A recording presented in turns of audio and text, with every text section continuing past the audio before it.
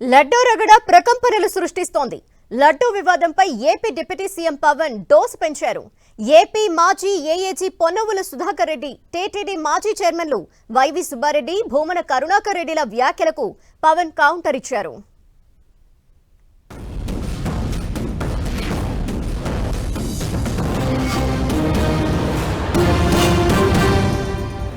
Animal fat, pig fat is more costlier than the గీ.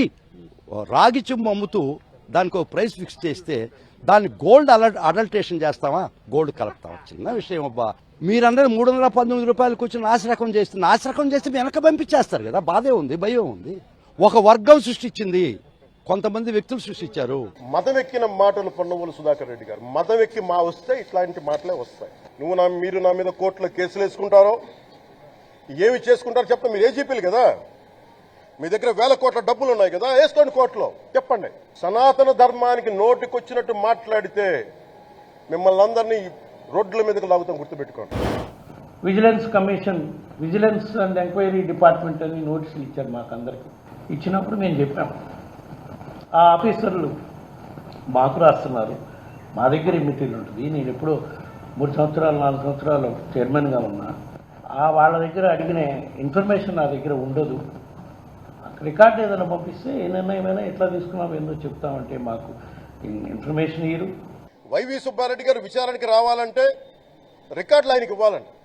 మీరు ప్రభుత్వంలో రికార్డులు మాకు ఇచ్చారా? మాకు ఏం మాట్లాడుతున్నారు మీరు? మీరు కూడా విచారణకు సిద్ధంగా.